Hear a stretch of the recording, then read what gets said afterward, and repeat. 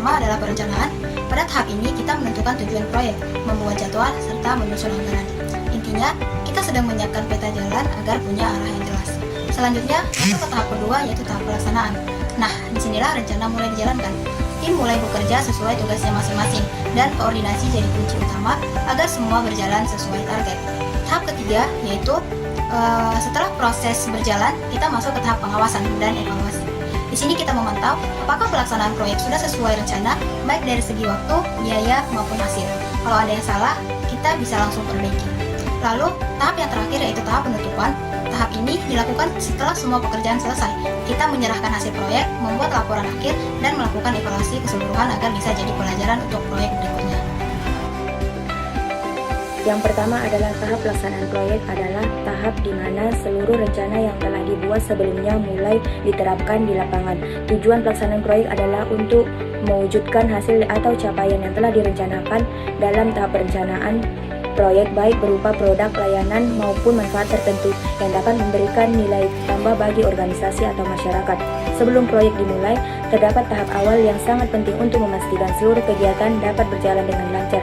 Tahap ini umumnya melibatkan 3 hal utama, yaitu yang pertama persiapan sumber daya, yang kedua penyusunan jadwal kerja, dan yang ketiga adalah pembagian tugas. Pada bagian persiapan sumber daya, tim proyek harus memastikan semua kebutuhan proyek dapat dipenuhi sebelum pelaksanaan dimulai. Setelah sumber daya siap, langkah berikutnya adalah menyusun jadwal kerja. Jadwal ini berfungsi sebagai pedoman waktu yang mengatur kapan setiap kegiatan proyek harus dilakukan dan diselesaikan. Tahap berikutnya adalah pembagian tugas. Dalam tahap ini, setiap anggota tim diberikan tanggung jawab yang sesuai dengan keahlian dan posisinya masing-masing. Tahapan pelaksanaan teknis proyek meliputi beberapa tahap berikut. Pertama, persiapan teknis dan mobilisasi. Tahap ini merupakan langkah awal sebelum pekerjaan fisik dimulai. Kegiatannya meliputi penyiapan lahan kerja, penggandaan peralatan dan bahan, serta mobilisasi tenaga kerja dan sumber daya lainnya ke lokasi proyek. 2. Pelaksanaan pekerjaan lapangan. Tahap ini merupakan inti dari pelaksanaan teknis, yaitu penerapan langsung dari seluruh rencana kerja. Aktivitas yang dilakukan mencakup pekerjaan fisik sesuai spesifikasi teknis dan jadwal waktu yang telah ditetapkan. 3. Pengawasan dan pengendalian lapangan. Selama pekerjaan berjalan, perlu dilakukan pengawasan rutin untuk memastikan semua pekerjaan sesuai dengan rencana, anggaran, dan waktu. 4. Pengujian evaluasi hasil kerja. Setelah pekerjaan utama selesai, dilakukan tahap uji coba atau commissioning untuk memastikan bahwa seluruh komponen proyek berfungsi sesuai dengan spesifikasi. 5. Serah terima atau dokumentasi akhir. Tahap terakhir dari pelaksanaan teknis adalah serah terima hasil pekerjaan kepada pemilik proyek. Sebelum diserahkan, dilakukan pemeriksaan akhir atau final inspection dan penyusunan dokumen proyek seperti laporan pelaksanaan gambar, as-built, serta daftar investasi aset. Yang ketiga adalah operasional proyek dan pengelolaan hasil. Tahap operasional proyek dilakukan setelah pembangunan selesai dan bertujuan untuk memastikan fasilitas dapat digunakan secara optimal. Kegiatan ini mencakup yang pertama adalah pengujian dan penyerahan, yaitu memastikan seluruh komponen layak digunakan sebelum diserahkan kepada pengguna, lengkap dengan dokumen operasionalnya. Yang kedua adalah pengoperasian dan pemeliharaan, di mana fasilitas digunakan sesuai tujuan dan dirawat melalui pemeriksaan rutin serta perbaikan kecil.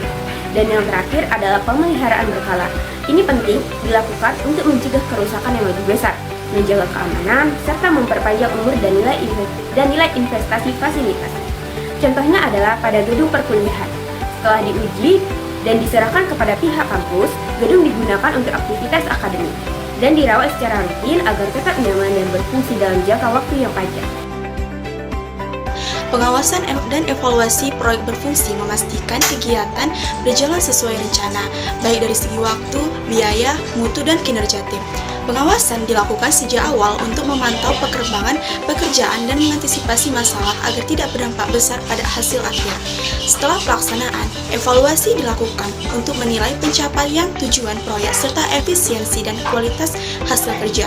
Hasil evaluasi ini menjadi dasar perbaikan bagi proyek berikutnya. Meski sering muncul kendala seperti keterlambatan bahan, cuaca buruk, atau kurangnya koordinasi, masalah tersebut dapat diminimalkan melalui pengawasan rutin, komunikasi efektif, dan perencanaan matang. Monitoring dan feedback setelah proyek selesai juga penting agar hasilnya tetap optimal dan bermanfaat dalam jangka panjang. Monitoring merupakan kegiatan pengawasan yang dilakukan secara terus-menerus dan sistematis untuk melihat apakah pelaksanaan proyek sudah berjalan sesuai dengan rencana, jadwal, serta anggaran yang telah ditetapkan. Melalui monitoring, kita bisa mendeteksi lebih awal apabila ada hambatan, keterlambatan, atau penyimpangan dalam pelaksanaan proyek, sehingga bisa segera dilakukan tindakan perbaikan. Sementara itu, evaluasi adalah kegiatan menilai sejauh mana tujuan proyek telah tercapai, baik dari sisi efektivitas, efisiensi, maupun dampak yang dihasilkan. Evaluasi biasanya dilakukan pada akhir proyek atau pada tahap tertentu untuk mengetahui manfaat dan keberhasilan program yang dijalankan. Secara sederhana, monitoring berfokus pada proses pelaksanaan, sedangkan evaluasi berfokus pada hasil dan dampak. Tujuan dari monitoring adalah untuk memastikan kegiatan berjalan sesuai arah dan rencana. Sedangkan tujuan evaluasi adalah untuk menilai hasil yang telah dicapai dan memberikan pelajaran untuk proyek di masa depan. Dengan adanya kegiatan monitoring dan evaluasi, kita dapat memastikan bahwa proyek yang dijalankan tidak hanya selesai tepat waktu, tetapi juga memberikan manfaat yang nyata bagi masyarakat. Fungsi utama dari monitoring dan evaluasi ada 4. Yang pertama, fungsi kontrol, yaitu untuk memastikan bahwa seluruh kegiatan proyek berjalan sesuai dengan rencana yang telah dibuat. Yang kedua, fungsi akuntabilitas, yakni sebagai bentuk tanggung jawab penggunaan anggaran sumber daya proyek kepada pihak yang berwenang atau pemberi dana. Ketiga, fungsi pembelajaran, yaitu memberikan umpan balik bagi pelaksanaan proyek selanjutnya agar lebih baik. Dan keempat, fungsi perencanaan ulang, ini di mana hasilnya monitoring yang evaluasi digunakan untuk memperbaiki atau menyesuaikan kegiatan sedang atau akan melakukan. Kemudian kita juga perlu memahami 5 komponen utama dalam monitoring, yaitu input, yaitu sumber daya yang digunakan seperti dana, tenaga kerja, dan bahan baku. Indikator dalam monitoring evaluasi proyek. Indikator merupakan ukuran kunci yang digunakan untuk menilai pencapaian tujuan proyek pada berbagai aspek, seperti input, proses, output, outcome, dan dampak. Indikator yang baik harus spesifik, terukur, realistis, relevan, dan memiliki batasan waktu. Contohnya adalah indikator kinerja utama yang dibuat untuk memantau apakah proyek berjalan sesuai jadwal, anggaran, dan hasil yang diharapkan. Kemudian tahapan monitoring dan evaluasi proyek. Yang pertama, perencanaan monitoring dan evaluasi. Tahap awal yang mencakup penyusunan rencana, penentuan tujuan, indikator kinerja, metode pengumpulan data, dan jadwal pelaksanaan monitoring dan evaluasi proyek. Kedua, pelaksanaan monitoring. Monitoring dilakukan selama proyek berjalan dengan mengumpulkan data terkait kemajuan, pengeluaran, dan pelaksanaan aktivitas yang sesuai dengan rencana. Tujuannya adalah memastikan proyek berjalan sesuai jadwal dan standar yang ditetapkan. Yang ketiga, pengumpulan data untuk evaluasi. Pada tahap ini, data hasil proyek dikumpulkan untuk mengevaluasi kualitas, kepuasan pengguna, dan dampak jangka panjang dari proyek. Yang keempat, analisis data dan penilaian. Data yang dikumpulkan dianalisis untuk menilai kinerja proyek apakah tercapai secara efektif dan efisien. Analisis ini menjadi dasar evaluasi proyek. Kemudian yang terakhir, laporan dan tindak lanjut. Hasil monitoring dan evaluasi dilaporkan dalam dokumen komprehensif yang memberikan rekomendasi untuk perbaikan atau pengambilan keputusan di masa depan. Dengan sistem monitoring dan evaluasi terstruktur, proyek dapat berjalan sesuai rencana, masalah dapat diidentifikasi lebih awal, dan keputusan berbasis data dapat diambil sehingga meningkatkan transparansi, efektivitas, dan akuntabilitas pelaksanaan proyek. Baik, pada slide ini saya akan membahas beberapa tantangan utama yang sering muncul dalam pelaksanaan monitoring dan evaluasi proyek. Tantangan yang pertama adalah keterbatasan data dan sumber daya dalam melaksanakan proyek. Data yang dibutuhkan untuk monitoring sering sekali tidak lengkap, tidak akurat, atau sulit diperoleh tepat waktu. Selain itu, keterbatasan dana, waktu, dan tenaga ahli juga dapat menghambat proses monitoring berjalan dengan optimal. Tantangan yang berikutnya adalah kurangnya partisipasi dari para pemangku kepentingan. Monitoring dan evaluasi yang ideal seharusnya melibatkan semua pihak yang berkepentingan, mulai dari pelaksanaan proyek, pemerintah, hingga masyarakat penerima manfaat. Namun dalam praktiknya partisipasi ini seringkali rendah karena minimnya komunikasi atau perbedaan kepentingan antar pihak.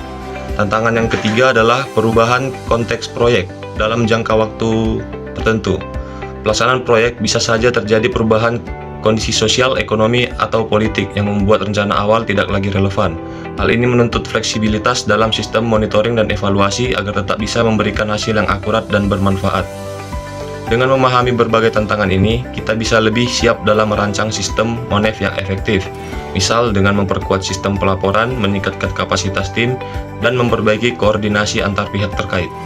Jadi, tantangan-tantangan ini bukanlah hambatan semata, melainkan peluang untuk memperbaiki dan memperkuat kualitas pelaksanaan proyek ke depannya. Kesimpulannya adalah, keberhasilan proyek bergantung pada persiapan yang baik, pelaksanaan teknis yang terkontrol, serta operasional dan pemeliharaan setelah proyek selesai.